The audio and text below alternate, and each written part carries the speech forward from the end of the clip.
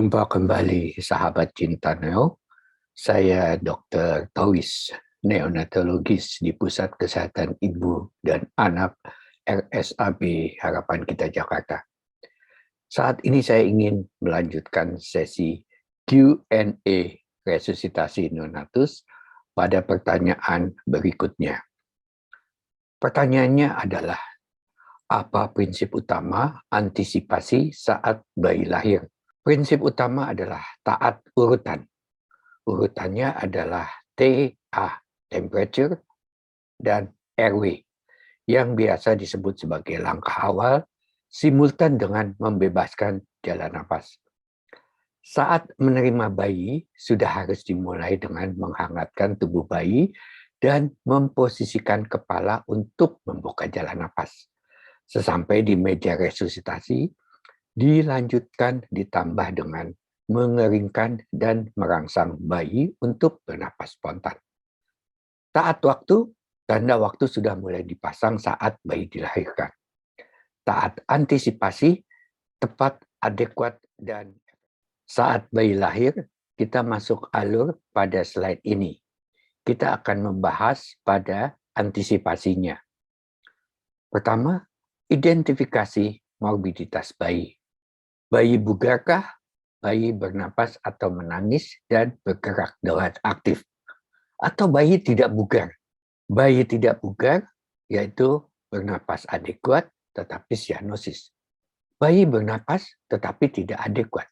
Bayi tidak bernapas. Atau bayi teridentifikasi keadaan khusus. Misalnya prematuritas. Antisipasinya adalah melaksanakan kolaborasi tim. Asisten satu menerima bayi dalam proses kelahiran, menjaga stabilisasi suhu sesuai suhu dalam rahim antara 36,5 sampai 37,5 derajat Celcius dan suhu ruangan diatur 24 sampai 26 derajat Celcius. Menjaga posisi jalan nafas tetap terbuka, membawa ke meja resusitasi. Sampai di meja resusitasi, lanjutkan langkah awal dengan mengganti kain lembab dengan kain kering sambil mengeringkan dan merangsang.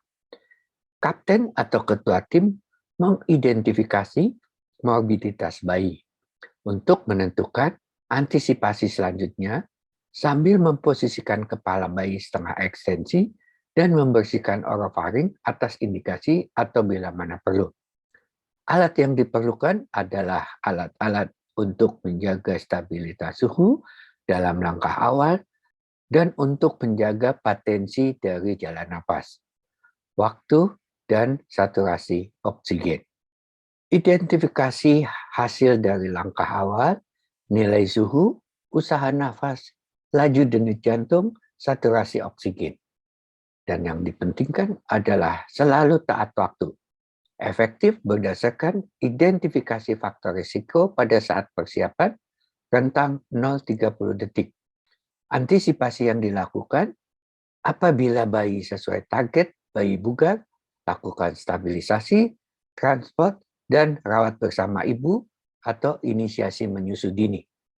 Apabila tidak sesuai target, berdasarkan usaha napas, laju denyut jantung, dan saturasi oksigen, atau dalam keadaan tidak bugar seperti bernapas tapi tidak adekuat, atau bernapas tapi sianosis, atau tidak bernapas, apnu atau gasping, megap-megap.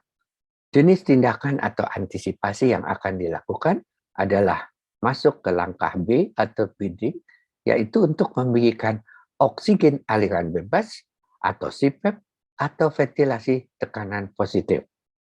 Alat yang disiapkan adalah untuk alat antisipasi B atau breathing sesuai indikasi keadaan bayi. Sekian pembahasan dalam sesi ini. Sampai jumpa di sesi berikutnya.